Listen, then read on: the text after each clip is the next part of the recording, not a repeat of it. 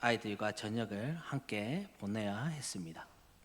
교회에서 일하고 왔기도 했고 요즘 들어서는 잠시 어제는 좀 시원하더라고요. 하지만 몇 주 전에는 얼마나 더웠습니까? 몸이 매우 지친다는 느낌을 받았습니다. 그런데도 불구하고 아이들을 굶길 수는 없지 않습니까? 그래서 저녁을 열심히 준비해서 주었습니다. 그리고 둘째는요, 밥을 아직 혼자 잘 먹지 않습니다. 밥을 먹는 게 아니라 다른 거 막 하고 있는다고. 그래서 계속 옆에서 밥 먹여 주어야 했습니다. 밥 먹고 뒷정리도 해야 했고 집에 쓰레기 정리와 음식물 쓰레기도 정리해야 했습니다. 그런데 집안일이 그렇지 않습니까? 해도 끝이 없는 거. 그리고 하고 나면 표가 나면 좋은데 해도 표가 안 나는 게 너무 억울하지 않습니까? 그렇게 열심히 했는데도 애들이 자기가 가지고 놓은 것도 정리해주면 또 좋은데 하나 어지를 놓고 제가 그거 치우면 또 다른 데 가서 또 어지를 놓고 제가 그것을 또 치우고 계속해도 결국 제자리 걸음인 겁니다. 옛날에 어머니께서 하신 말씀이 갑자기 그때 생각났습니다. 아이고, 어지러운 새끼는 있어도 치우는 새끼는 없구나. 이렇게 이런 말 하면 안 되는데, 치우는 사람을 어지럽히는 사람은 있어도 치우는 사람은 없구나. 이렇게 한숨을 쉬셨던 어머니의 마음이 너무 이해가 됐습니다. 그런데 문제는 계속해서 체력은 떨어져 가고 있고 그와 더불어 제 마음의 여유가 점점 사라지는 것입니다. 그래서 그렇게 점점 막 이렇게 마음이 어려워져 가고 있는데 계속 아이들은 물 달라, 밥 주라, 간식 주라, 아이스크림 주라 계속 요구하는 것이 제가 너무 지쳐만 갔습니다. 그때 이불을 돌도 몸에 감고 있던 저희 딸이 물 달라고 해서 줬는데 한 손에는 약병을 갖고 있었고 한 손에는 물병을 탁 쥐어줬는데 약병을 흔들어야 되는데 물병을 흔든 겁니다. 그래서 물이 그대로 다 달라와가지고 이불 다 젖었습니다. 그때 화가 폭발한 겁니다. 그래서 제가 너무 화를 낸 겁니다. 저희 딸한테. 그러니까 그 순간 저희 아이 얼굴이 점점 굳어가는 것을 제가 보았습니다. 제가 평소에는 나 정도면 괜찮은 사람이지, 나 정도는 괜찮은 아들이지, 나 정도면 괜찮은 남편이지, 나 정도는 정말 괜찮은 아빠지. 그런데 아이들에게 화를 내는 저의 모습을 보면서 얼마나 저의 밑바닥을 받는지 모릅니다. 그러면서 제가 얼마나 큰 자괴감에 빠졌는지 모릅니다. 왜 내가 아이들에게 그렇게 짜증을 냈을까? 나 정말 형편없는 부모구나, 이런 생각을 했습니다. 우리는 얼마나 괜찮은 사람입니까? 우리는 얼마나 멋있는 사람입니까? 성도님 중에 진짜 괜찮고 멋있는 분들도 계십니다. 정말 훌륭한 분들도 계십니다. 남들 몰래 열심히 수고하시는 분들 계십니다. 그런데 과연 우리의 이런 모습이 하나님께서 우리를 부르시고 우리를 하나님의 백성으로 삼아주신 이유가 될까요? 우리의 어떠함이 하나님께서 우리를 택하시는데 영향을 미치는 것이 있을까요? 하나님은 우리의 어떠한 모습 때문에 우리를 선택하셨습니까? 예전에 어떤 분의 말씀을 듣는데 이런 설교를 하시는 것을 들었습니다. 예수님께서 유다 자손으로 태어나신 것은 유다가 선한 사람, 좋은 사람이라서 그렇다는 겁니다. 그러면서 유다가 선한 행동을 한 사람으로서의 근거로 창세기 43장에 곡식을 구하려 다른 형제들을 대신해서 나선 것을 예를 드셨고, 그리고 44절에서도 은잔이 없어지고 베냐민의 자료에 발견됐을 때 베냐민 대신에 자기가 노예가 되겠다 청한 것을 근거로 두셨습니다. 그런데 저는 그 말씀을 들으면서 자꾸 의문이 들었습니다. 애초에 요셉을 미워하는 형제 중에 하나가 유다 아니었습니까? 그리고 루벤이 요셉을 살려주려고 했을 때 먼저 노예로 팔자고 했던 사람이 유다 아닙니까? 더군다나 창세기 38장을 보시면 유다가 얼마나 형편없는 사람인지 적나라하게 드러나지 않습니까? 그의 며느리와 얼마나 말도 안 되는 일이 일어났습니까? 사실 제가 하나님이라면 절대 예수님을 유다 가문으로 태어나게 하지 않았을 것입니다. 얼마나 불명예스러운 일이 그 족보에서 많이 일어났습니까? 시아버지와 며느리 사이에서 자녀가 나오고 기생 라합이 그 족보에 있으며 이방인들이 많이 섞인 혈통 아닙니까? 저 같으면 이런 일이 전혀 없는 정말 순혈 계통으로 태어나게 했을 것입니다. 결국 성경이 우리에게 보여주는 것은 유다가도 우리와 비슷한 그냥 일반적인 사람, 세상을 살아가면서 실수하며 사는 사람이라는 것입니다. 그리고 성경은 우리가 어떠한 사람인지 말씀해 주고 있습니다. 로마서 3장 10절에서 12절에 기록된 바 의인은 없나니 하나도 없으며 깨닫는 자도 없고 하나님을 찾는 자도 없고 다 치우쳐 함께 무익하게 되고 선을 행하는 자는 없나니 하나도 없도다. 창세기 8장 21절에서도 이렇게 말씀하십니다. 내가 다시는 사람으로 말미암아 땅을 저주하지 아니하리니 이는 사람의 마음이 계획하는 바가 어려서부터 악함이라. 결국 우리는 우리 스스로는 어찌할 수 없는 죄인이 우리입니다. 또한 갈라디아서 5장 19절에서 21절에 육체의 일은 분명하니 곧 음행과 더러운 것과 호색과 우상숭배와 주술과 원수 맺는 것과 분쟁과 시기와 분냉과 당짓는 것과 분열함과 이단과 투기와 술 취함과 방탕함과 또 그와 같은 것들이라. 전에 너희에게 경계한 것 같이 경계하노니 이런 일을 하는 자들은 하나님 나라를 유업으로 받지 못할 것이요. 이 말씀대로라면 원래 우리는 육체의 일을 행한 자로서 하나님의 나라를 유업으로 받지 못할 자들입니다.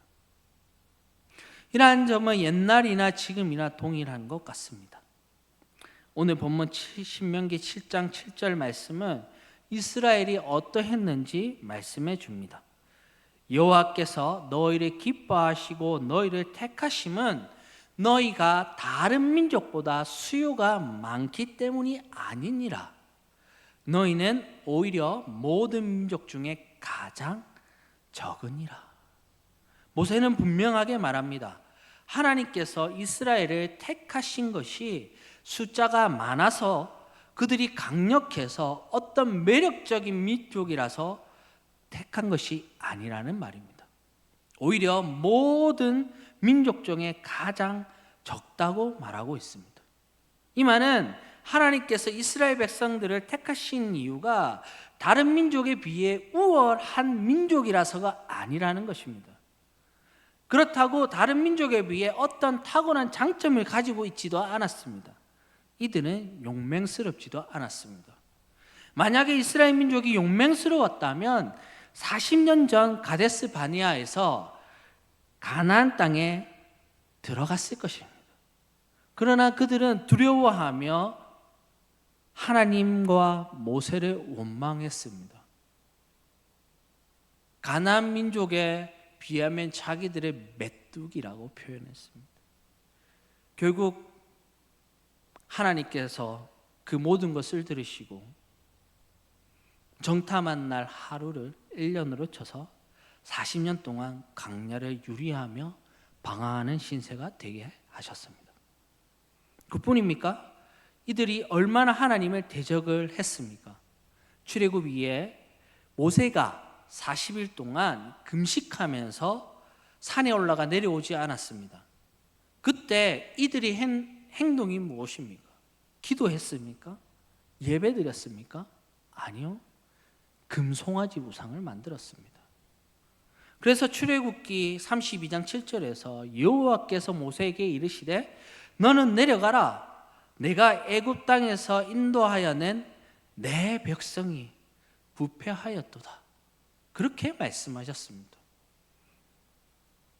결국 이러한 것들이 우리에게 보여주는 것은 인간이 세워놓은 어떠한 기준으로도 하나님께서 이스라엘 민족을 택한 이유를 설명할 수 없다라는 것입니다.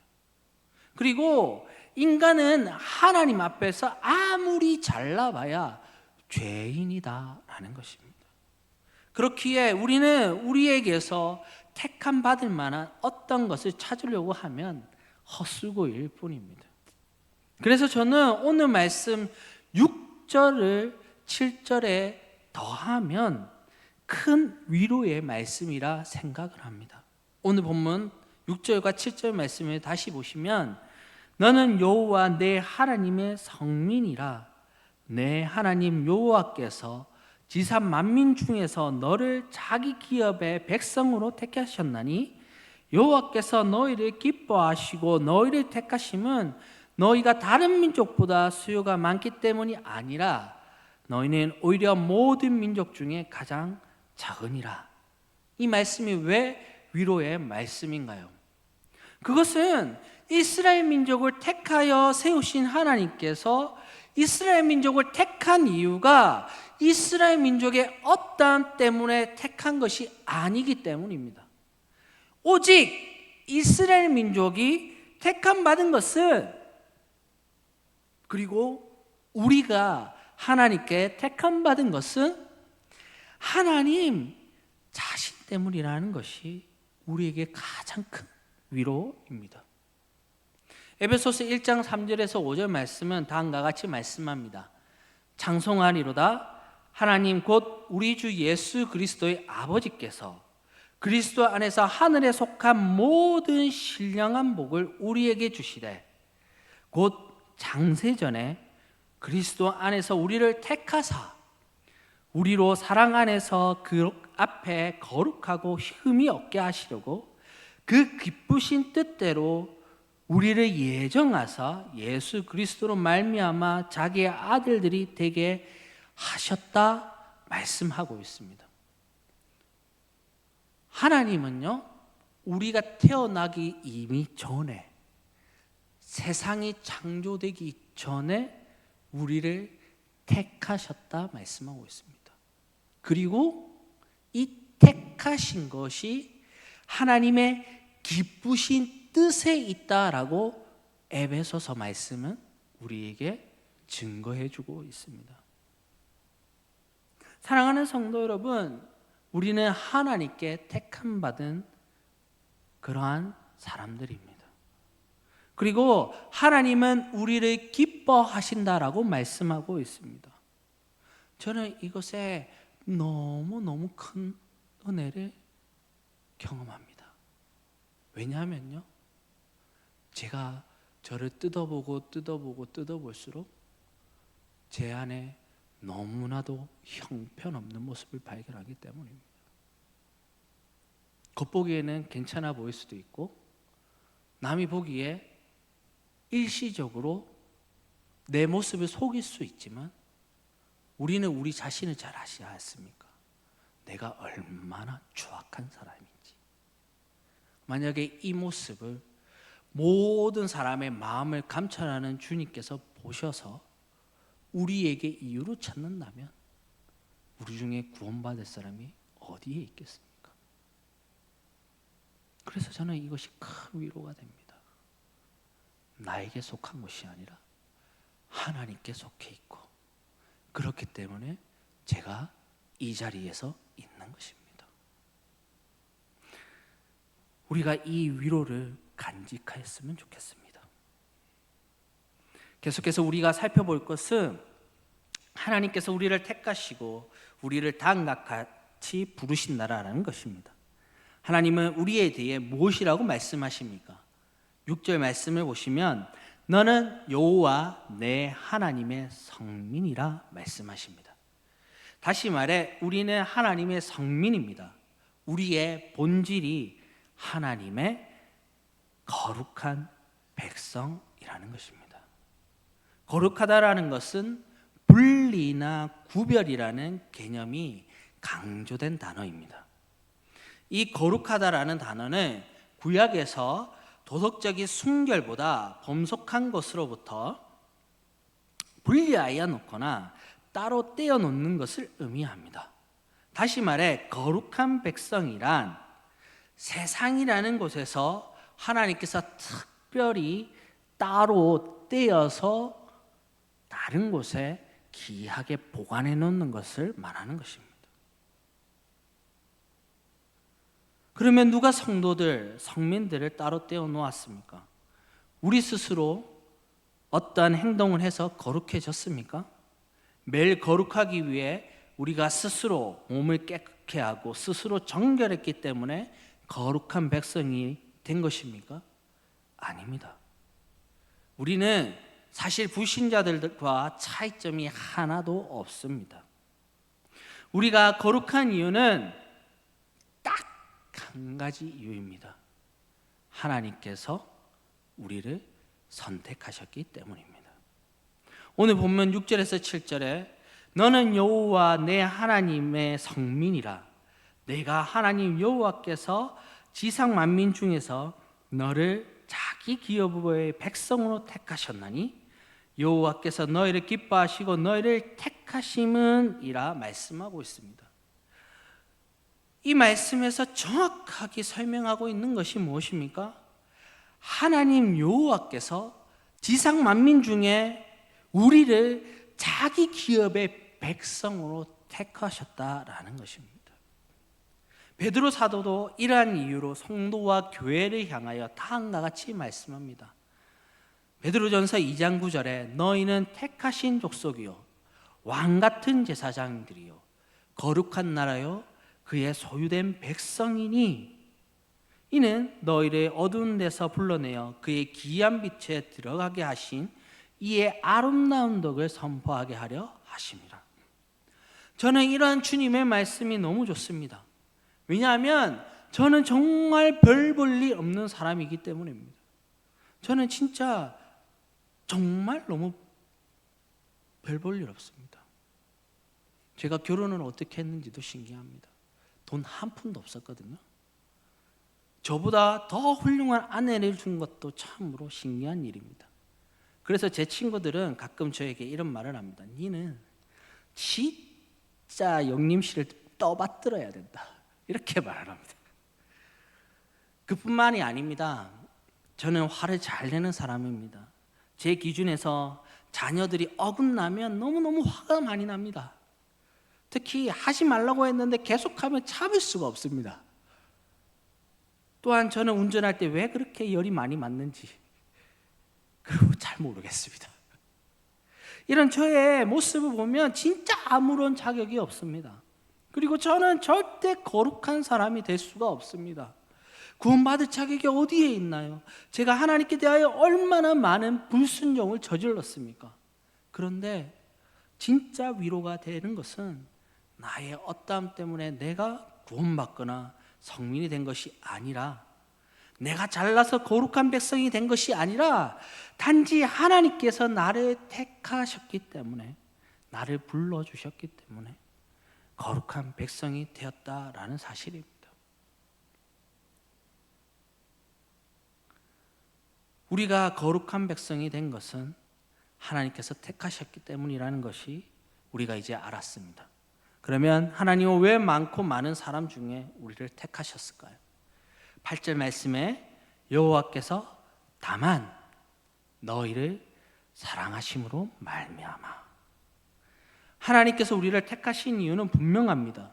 그것은 바로 사랑하기 때문입니다. 사도 요한은 요한일서 4장 10절에서 다음과 같이 말씀하였습니다. 사랑은 여기 있으니 우리가 하나님을 사랑한 것이 아니요 하나님은 우리를 사랑하사 우리 죄를 속하기 위하여 화목제물로 그 아들을 보내 서셨습니다. 왜 다른 민족보다 수요가 많지 않고 적은데도 그들을 택하셨나요?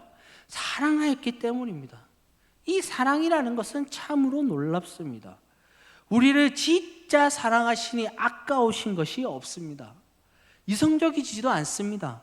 그래서 자기의 독생자를 우리를 위해 화목제물로 보내주셨습니다. 사랑해 보신 분은 아실 것입니다. 사랑을 하면요, 어떤 사람의 단점이 장점으로 보입니다. 수요가 작은 거는 오히려 아담하다 느낍니다. 그리고 어떤 사람의 어떤 행동이 멋있게 보입니다. 그렇게 해서 사랑을 했기 때문에 결혼도 하는 것이죠.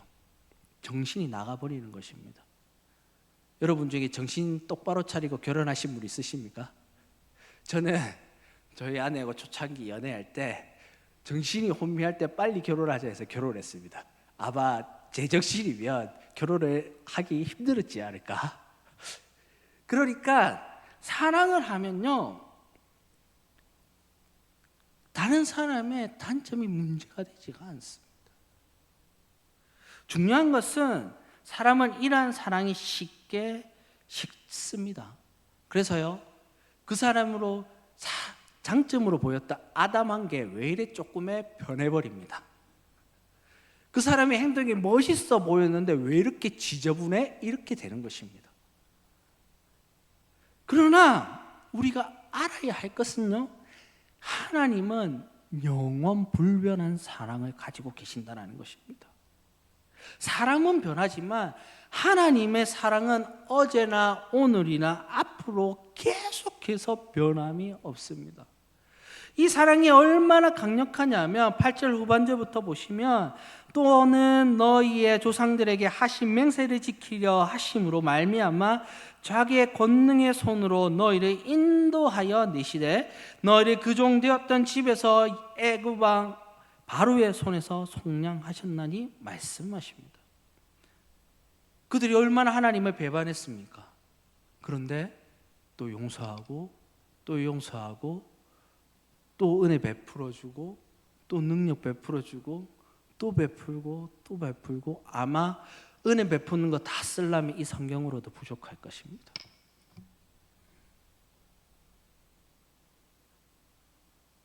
또한 9절 말씀에 그런즉 너는 알라 오직 내 하나님 여호와는 하나님이시요 신실하신 하나님이시라. 그를 사랑하고 그의 계명을 지키는 자에게는 천대까지 그의 언약을 이행하시며 인애를 베푸시되 라고 말씀합니다.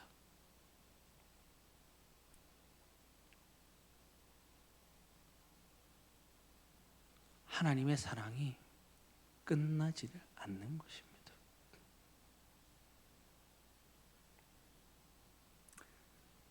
사랑하는 성도 여러분, 우리는요, 하나님의 그 사랑에 힘입어 하나님의 택함을 받은 사람들입니다.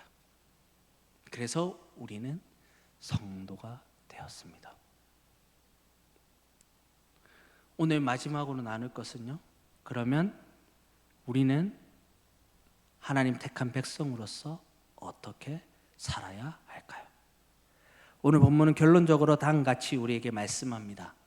11절 말씀에 그런즉 너는 오늘 내가 내게 명하는 명령과 규례와 법도를 지켜 행할지니라. 결국 결론은 그렇습니다. 하나님께서 우리를 사랑하신 것처럼 우리도 하나님을 사랑하는 것입니다. 그런데 사도 요한은 우리가 하나님을 사랑하는 방법을 이렇게 말해줍니다. 요한복음 14장 21절에 나의 계명을 지키는 자라야 나를 사랑하는 자니 나를 사랑하는 자는 내 아버지께 사랑을 받을 것이요 나도 그를 사랑하여 그에게 나를 나타내리라. 요한일서 5장 3절에서도 하나님을 사랑하는 것은 이것이니 우리가 그의 계명을 지키는 것이라. 오늘 말씀의 결론은 우리가 계명에 얽매여 살자 이런 것이 아닙니다. 하나님께서 우리를 사랑하셨으니 우리도 하나님을 사랑하자라는 것입니다. 그리고 그 사랑하는 방법이 무엇이냐면요, 우리에게 주신 계명대로 살자라는 것입니다. 여러분 다 사랑해 보아서 알고, 결혼을 해보셔서 알고, 연애해 보셔서 알겠지만, 사랑의 가장 중요한 핵심은요 무엇이냐면, 내가 사랑하는 사람이 해달라는 거 해주고 하지 말라는 거 안 하는 것입니다. 맞죠? 제가 그것을 깨닫게 되더라고요. 저 사람이 이거를 해달라고 해준 거는 꼭 기억해서 반드시 해주고, 하지 말라 한 거는요 기억해서 그걸 절대 안 하는 게 그 사람을 사랑하는 거더라고요. 돈을 많이 주는 거 좋아하긴 합니다. 그러나 그걸로 끝까지 가지를 않더라고요. 왜냐하면 제가 돈이 별로 없거든요. 계속 줄 수 없거든요. 그런데 진짜 사랑하니까 무엇을 하게 되냐면, 그 사람의 말이 기억나는 겁니다. 그 사람이 해달라 했던 게 기억이 나는 것입니다. 그리고 그 사람이 하지 말라 한 것이 기억나서 안 하게 되는 게 진짜 사랑이더라고요. 그게 똑같습니다, 여러분. 하나님을 우리가 사랑하는 방법이 무엇이겠습니까? 하나님이 하라는 거 하고 하지 말라는 거 안 하는 것이 바로 우리가 하나님을 사랑하는 것입니다. 오늘 그래서 핵심이 이겁니다. 하나님을 사랑하자. 하나님께서 우리에게 허락하신 말씀에 따라 살아가고, 하나님께서 이 말씀에 따라 하지 말라는 거 하지 말자. 주님 말씀을 기억하며 그분을 사랑하는 마음으로 우리가 이렇게 살자라는 것입니다. 보잘것없는 우리를 사랑하시고 택해 주신 하나님을 사랑하며 그의 뜻대로 우리 인생을 살기로 다짐하고 오늘 나아갔으면 좋겠습니다. 그래서 우리가 일평생 동안 주님을 진짜로 사랑하는 성도 되길 소망합니다. 그 은혜가 우리와 함께 늘 나아가길 주님의 이름으로 축원합니다. 기도하겠습니다. 하나님 감사합니다. 우리를 택하심에 감사합니다. 우리를 사랑해 주셔서 감사합니다. 하나님, 보잘것없고 아무것도 아닌 저를 창세전에 택하셔서 하나님의 자녀 삼아주시고 주님의 거룩한 백성으로 삼아주심에 감사합니다. 주님께서 우리를 사랑하신 것처럼 우리도 주님을 사랑하길 소망하오니, 하나님 이 시간 주님의 기뻐하시는 그 뜻대로 살아갈 수 있도록 우리를 축복해 주옵소서. 감사드리오며 예수님의 이름으로 기도드립니다. 기도하겠습니다. 이제는 우리 주 예수 그리스도의 은혜와 하나님의 사랑과 성령님의 교통 충만하심이 오늘 이곳에 주님을 더욱 사랑하고자 다짐하는 고개 숙인 성도들 머리 위에와 교회 위에 지금으로부터 영원토록 함께 있을지어다.